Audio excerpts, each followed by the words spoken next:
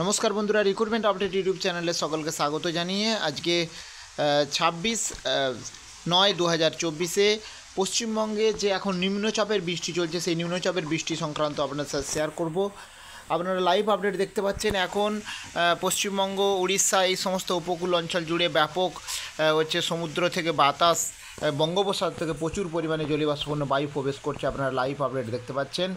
কারণ একদম মহারাষ্ট্র বা গুজরাটের অঞ্চল থেকে একদম পূর্বে ঝাড়খণ্ড মধ্যপ্রদেশ এবং ছত্তিশগড় হয়ে এই অঞ্চল জুড়ে পুরো নিম্নচাপ ক্ষেত্র তৈরি হয়েছে। আর এই নিম্নচাপের টানে জলীয়বাষ্পপূর্ণ বায়ু কিন্তু উড়িষ্যা এবং পশ্চিমবঙ্গের উপকূল দিয়ে অভ্যন্তরে প্রবেশ করছে।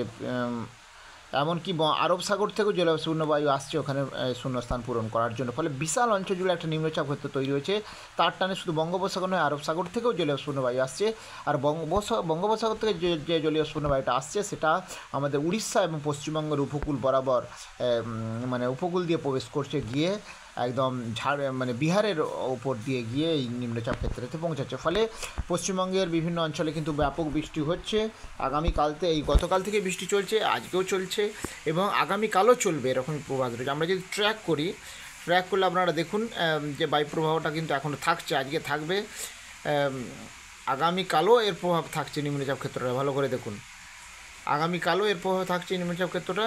এবং শনিবার, ভালো করে দেখুন, পরশু দিন শনিবার কিছুটা এটা আরও উত্তর পশ্চিম দিকে রাজস্থান দিকে সরে যাবে এবং এর প্রভাব কাটবে।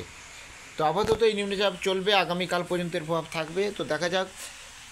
আবার দক্ষিণবঙ্গের বিভিন্ন জেলাতে অলরেডি বন্যার মধ্যে পড়েছিল, জল কমেছে অনেক জায়গায়, কিন্তু বাঁধ ভাঙা থাকার কারণে জল আবার কিন্তু ওই নিচু জায়গাগুলোতে ডুবিয়ে দিতে পারে বা বন্যার সম্ভাবনা থাকতে পারে। আপনারা অবশ্যই সচেতন থাকবেন।